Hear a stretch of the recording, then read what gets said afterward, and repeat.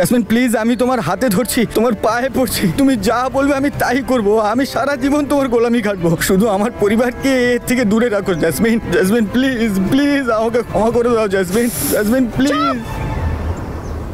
কে তুমি? না না, যোগ্যতা কি আছে তোমার? কি সাহায্য করতে পারো তুমি আমাকে? কোন কাজে লাগবে তুমি আমার?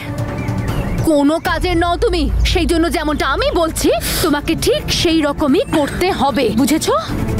আমি প্রতিশোধ নিতে চাই তোমার গোটা পরিবারের ওপর, যারা প্রত্যেকটা মুহূর্তে আমাকে ছোট করেছে। আমি সর্বনাশ করতে চাই সেই মানুষগুলোর যারা তনু তনু তনু করে প্রত্যেকটা মুহূর্তে আমাকে অপমান করেছে, একটা সুযোগ ছাড়েনি আমাকে অপদস্থ করার। সব মনে আছে আমার, কিচ্ছু ভুলে যাইনি আমি। দেখ বীর, পুজো তো তুই আর তনুই করবি। বেরিয়ে যায় এখান থেকে, তোর মতো বেহায়া মেয়ের মুখ দেখতে চাই না আমি। একটা মায়ের তুই অভিশাপ পাবি। জেসমিন প্লিজ, আমি আমার পুরো পরিবারকে বলবো যাতে তোমার কাছে ক্ষমা চায়। ওরা আমার কথা ফেলবে না জেসমিন। আমি জানি তোরা তোমার কথা ফেলতে পারবে না, সেই জন্যই তো আমি তোমাকে জেল থেকে বের করলাম। আপাতত আমি যে সারপ্রাইজটা দিতে চলেছি সেটার আনন্দ নিতে দাও। Thank you so much. আজ যদি তুমি না থাকতে তাহলে সিমরান দি আর বুঝোর ব্যাপারটা এগোতোই না। এতে আমি কিছুই করিনি, যা করেছো সেটা তুমি। তনু, এমন দিন কি আদৌ আসবে যেদিন তুমি আমায় ক্ষমা করবে?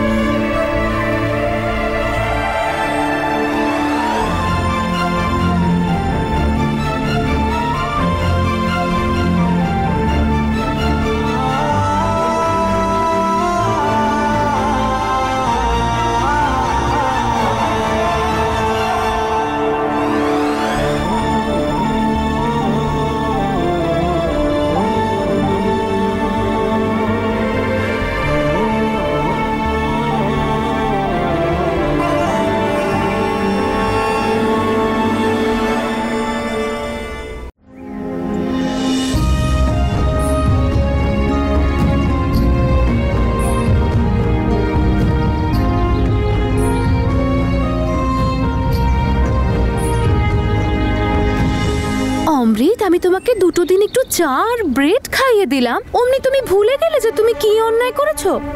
মনে করিয়ে দেব? আমি মনে করিয়ে দিচ্ছি। মনে করো তো, সেই দিন রাত্রেবেলায় তুমি গাড়ি চালাচ্ছিলে।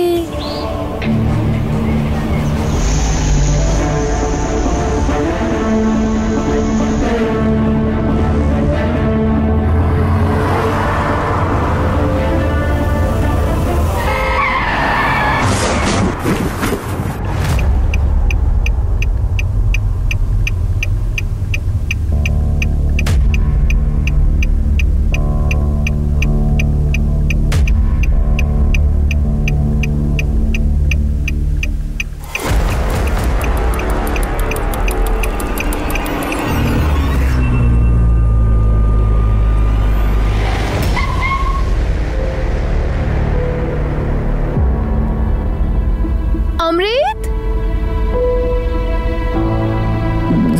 জাস্ট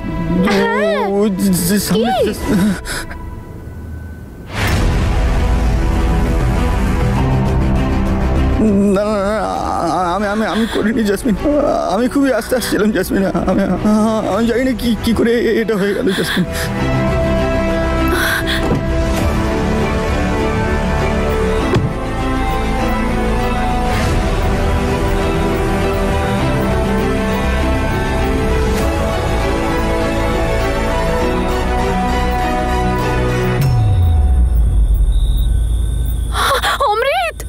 অমৃত, ওর তো নিঃশ্বাস চলছে না। জেসমিন, এখন কি করবো জেসমিন? হসপিটালে নিয়ে যাই, চলো হসপিটালে যাই। তুমি বোকা নাকি? হ্যাঁ, হসপিটালে নিয়ে গেলে তো ওরা সঙ্গে সঙ্গে পুলিশকে ফোন করবে, আর তারপর তো তোমাকে। আমি ধরা পড়ে যাবো জেসমিন। আমি কিছু একটা ভাবছি জেসমিন, আমি কিছু বুঝতে পারছি না জেসমিন, আমি কি করবো জেসমিন? অমৃত, জেসমিন, আমি কিছুই বুঝতে পারছি না, আমি কি করবো জেসমিন? চুপ করো অমৃত, শান্ত হও। ওর নেই আমি বলছি তো, আমি একটা কিছু ভাবছি। আমার কথাটা শোনো, তুমি এখান থেকে যাও। আরে তুমি জেসমিন, ও যাও পড়ে না। আছে জেসমিন, জেসমিন তুমি যাও তো, যাও তুমি যাও, তোমার বড় বিপদ হয়ে যাবে। তুমি যাও, আমি এখানে সবকিছু দেখে নিচ্ছি। তুমি যাও, না হলে পুলিশ তোমাকে ধরে নিয়ে যাবে। প্লিজ যাও। কি হবে এবার?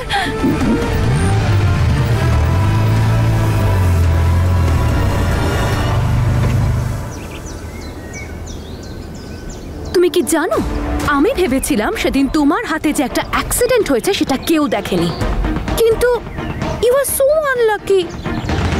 তোমাকে তো একজন দেখে নিয়েছিল, আর তারপর ওই মানুষটা গিয়ে পুলিশকে ইনফর্ম করে দেয়, আর তারপর পুলিশ তোমাকে অ্যারেস্ট করে নেয়, মনে আছে? তারপর আমি তোমাকে ছাড়িয়ে নিয়ে আসি।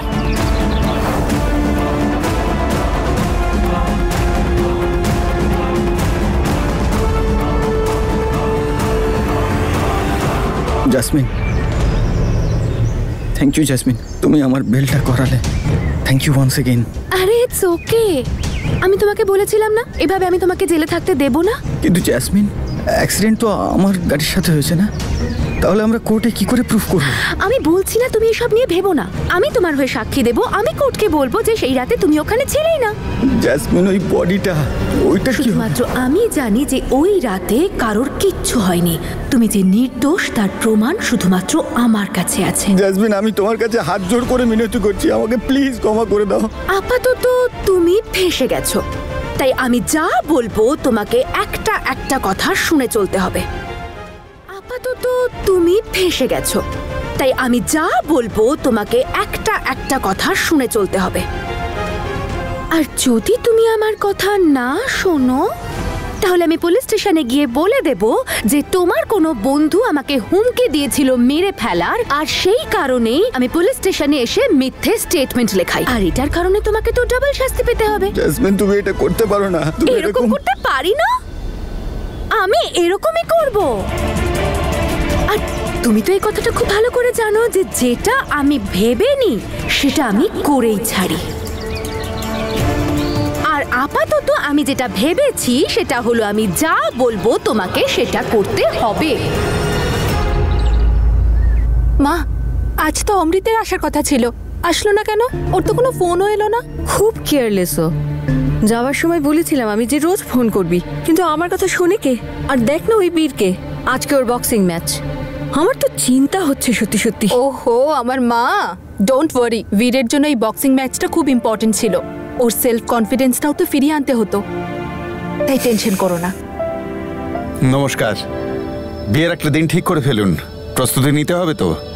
আমাদের অনেক স্বপ্ন আছে সিমরানের বিয়ে নিয়ে। ঠিক আছে দাদা, আবার দেখা হচ্ছে। আমি খুব খুশি গো, তুমি বুজুর বাবার সঙ্গে সমস্ত সমস্যা মিটিয়ে ফেলেছো আর ওনার কাছে ক্ষমাও চেয়েছো। Thank you. থ্যাংক ইউ আবার কিসের? এসব তো আমি আমার মেয়ের জন্য করেছি। আর বুজোর বাবা তো এখন আমাদের আত্মীয়, ওনাদের সাথে সম্পর্ক খারাপ করা যায়? আর তনুর বাবা, দেখো তুমি যদি বুজুর বাবার সঙ্গে সমস্যা মিটিয়ে ফেলতে পারো, তাহলে তনুর বাবার সঙ্গে নয় কেন? ওদের পরিবারের সঙ্গে তো আমাদের অনেক দিনের সম্পর্ক। আর তারপর এখন সিমরানের আমি কি বারণ করেছি কাউকে? যে যার সাথে সম্পর্ক রাখতে চায় রাখুক, আমি জোর করে কারোর সাথে সম্পর্ক রাখতে পারবো না। ওনারা সম্পর্কের বিশ্বাস ভেঙেছেন। এই চাটা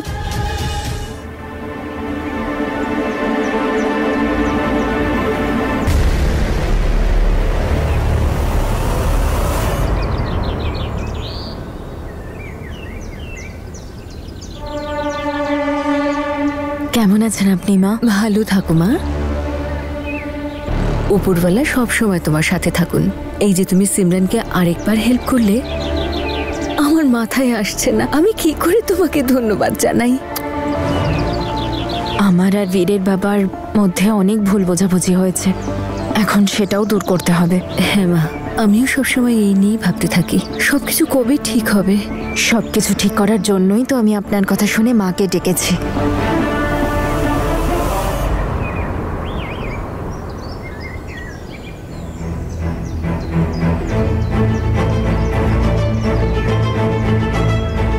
নমস্কার দিদি। নমস্কার।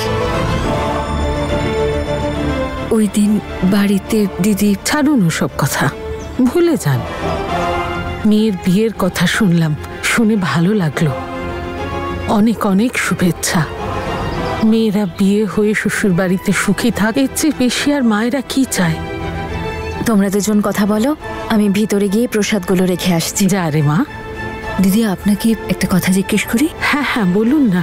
আপনি কি জেসমিনের সম্বন্ধে কিছু জানেন? কোথায় আছে ও, কি করছে, কি চাইছে? বেশি কিছু জানি না, যেটুকু জানি ও এখানেই থাকে।